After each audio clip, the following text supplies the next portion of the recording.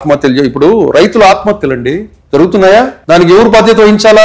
ప్రభుత్వాలు బాధ్యత వహించాలా? వాళ్ళు ప్రాణాలు తీసుకుంటున్నారు కదా, తప్పెవరిది? హామీలు ఇచ్చినటువంటి హామీలు ఇస్తుంది ప్రభుత్వాలు, హామీలు ఇస్తుంది. ఏమి దానివల్ల రైతులు చనిపోతే కనుక ఇంతవరకు నష్టపరిహారం అంటారు, నష్టపరిహారం చెల్లించరు, పంట నష్టపోతుంది. ఎంతమంది రైతులకు మీరు ఇస్తున్నారు?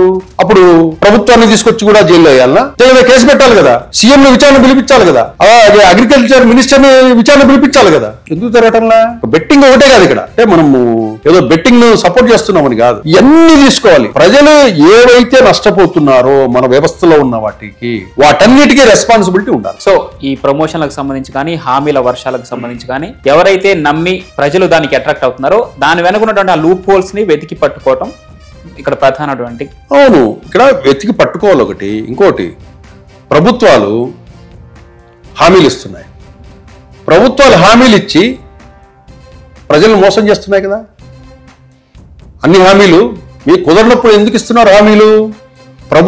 రాజకీయ పార్టీలు ఏవైతే స్కీములు ప్రకటిస్తున్నాయో పబ్లిక్ లేకొచ్చి వాళ్ళు ప్రకటిస్తున్నారో ఆ స్కీముల్ని రికార్డు చేయాలి. ఆ స్కీముల్లో ఏదైనా నువ్వు 1-2 చేయకపోయినా చీటింగ్ కేసు నమోదు చేయాలి ఆ పార్టీ అధ్యక్షుడి మీద. ఆ పార్టీలో ఎవరైతే అధ్యక్షుడు, ప్రధాన కార్యదర్శి ఉంటారో ఆ పార్టీ మీద ప్రజలను మోసం చేశాడని చెప్పేసి ఆ పార్టీ అధ్యక్షుల మీద, ప్రధాన కార్యదర్శి మీద చీటింగ్ కేసు నమోదు చేయాలి. అట్లా మనం చేస్తే ఇంకా ఏ రాజకీయ పార్టీ కానీ ప్రజలను మోసం చేయడానికి హామీలు ఇవ్వదు. గత ప్రభుత్వంలో కూడా మనం చూసాం కదా, మద్యపాన నిషేధం అన్నారు, లేదు. సిపిఎస్ రద్దు అన్నారు, చేయలేదు. అట్లా చాలా ఉన్నాయి. అటువంటి రాజకీయ పార్టీలు కూడా మీరు చేసేది మోసం కదా. నువ్వు అబద్ధాలు చెప్పే కదా అధికారంలోకి వచ్చేది. కాబట్టి నిన్ను ఎవరు విచారించాలి? ఆ రకంగా మార్పు చేయాలి. నిన్ను ఎవరు విచారించాలి? కాబట్టి వాళ్ళ హామీలు, వాళ్ళ మేనిఫెస్టోను సుప్రీంకోర్టు చీఫ్ జస్టిస్ దగ్గర రికార్డు చేయించాలి, ఎలక్షన్ కమిషన్ దగ్గర రికార్డు చేయించాలి. రికార్డు చేసి ఆ హామీలు నువ్వు ఇది చేయకపోతే దానికి ఒక టైం పీరియడ్ నిర్ణయించాలి.